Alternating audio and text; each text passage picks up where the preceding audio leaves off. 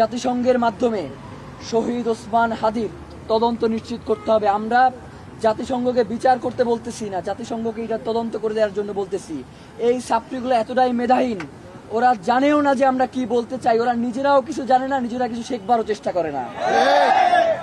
আমরা জাতিসংঘের কাছে আহ্বান জানাচ্ছি, যেভাবে জাতিসংঘ জুলাই গণ অভ্যুত্থানে আমাদের যে সকল ভাই এবং বোনেরা শহীদ হয়েছিলেন তাদের ব্যাপারে জাতিসংঘ একটা তদন্ত রিপোর্ট দাখিল করেছে না, আমরা চাই জাতিসংঘ শহীদ ওসমান হাদির ব্যাপারেও এই ধরনের একটা তদন্ত কার্যক্রম পরিচালনা করুক এবং এটাতে ডক্টর ইউনূস সাহেব সরাসরি এখানে হস্তক্ষেপ করুক।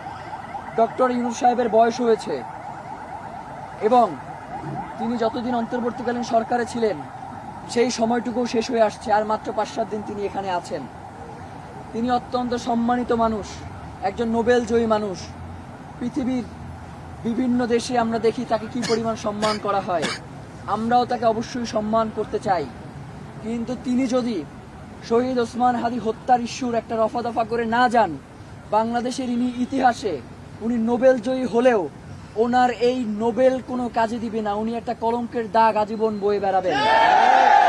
বাংলাদেশের জনগণ কোনোদিন ওনাকে ক্ষমা করবে না। শহীদ ওসমান হাদি নিজে বলেছে যে বাংলাদেশের উপদেষ্টাদেরকে এখন আর কেউ বিশ্বাস করে না। এই উপদেষ্টাগুলো বিভিন্ন এজেন্ডা নিয়ে বিভিন্ন দল মতের মধ্য দিয়ে এই উপদেষ্টা পরিষদে এসে বসেছে। শুধুমাত্র একজন মানুষ, ডক্টর মোহাম্মদ ইউনূস, যাকে বাংলাদেশের মানুষ এখন পর্যন্ত বিশ্বাস করে এবং মনে করে যে এই মানুষটা যদি সৎভাবে কিছু চায় সেটা করা সম্ভব। সেই জায়গা থেকেই আপনাকে অনুরোধ করি যে আপনি খুব দ্রুত সময়ের মধ্যে, আজকে হলে সব থেকে বেশি ভালো হয়, কালকের মধ্যে তো আপনাকে এইটা নিশ্চিত করতেই হবে, এর বাইরে আমাদের কাছে আর কোনো অপশন নাই। আপনি অতি দ্রুত, আপনি যতক্ষণ পর্যন্ত এইটা নিশ্চিত না করবেন ততক্ষণ পর্যন্ত আমরা কোথাও যাইতে পারতেছি না।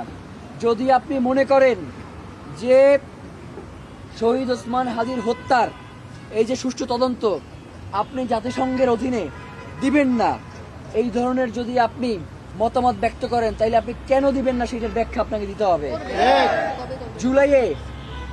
জুলাইয়ে যেহেতু আপনি দায়িত্ব নিয়েছেন জুলাই জনতার, সুতরাং জুলাই জনতার কাছে আপনার জবাবদিহিতা করেই আপনাকে ক্ষমতা ছাড়তে হবে, এর আগে আপনি ক্ষমতা ছাড়তে পারবেন না।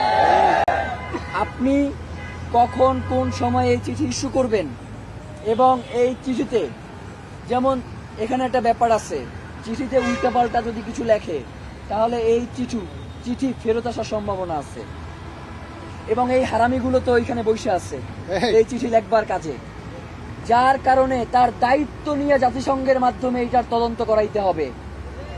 এইখানে কোনো ধরনের মানে তার সরাসরি পড়তে হবে এই চিঠি, মানে আমরা কোনো আইন উপদেষ্টা, স্বরাষ্ট্র উপদেষ্টাকে বিশ্বাস করি না।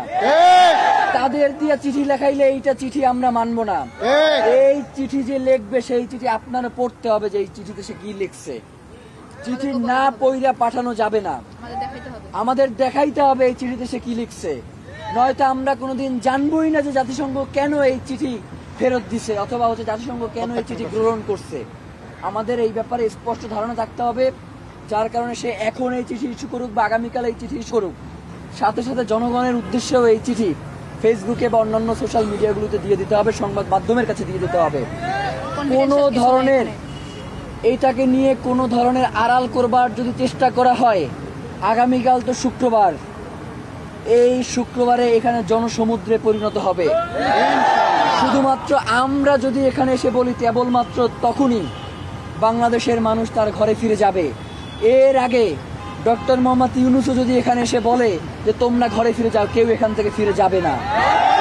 যার কারণে আমরা মনে করছি যে বাংলাদেশে একটা সুষ্ঠু নির্বাচন হওয়ার জন্য, বাংলাদেশে যাতে আর বিচারহীনতার সংস্কৃতি চালু না হয় সেই জন্য, এবং যেই ইনসাফের লড়াইটা আমরা শুরু করেছি সেটাকে সামনে এগিয়ে নিয়ে যাওয়ার জন্য শহীদ ওসমান হাদির হত্যার বিচার এবং একটা সুষ্ঠু তদন্ত হওয়া অত্যন্ত গুরুত্বপূর্ণ। এবং বাংলাদেশে যে গোয়েন্দা সংস্থাগুলো রয়েছে তাদের মাধ্যমে আমরা মনে করছি না এটার একটা সুষ্ঠু তদন্ত হওয়া সম্ভব, তাহলে এতদিনে বের হয়ে যাইতো।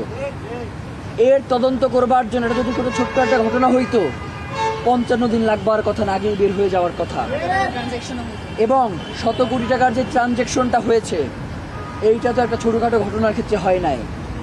যার কারণে এই হত্যার বিচার অবশ্যই হইতে হবে এবং এর তদন্ত জাতিসংঘের অধীনেই হইতে হবে, এর বাইরে আমাদের কোনো কথা নাই।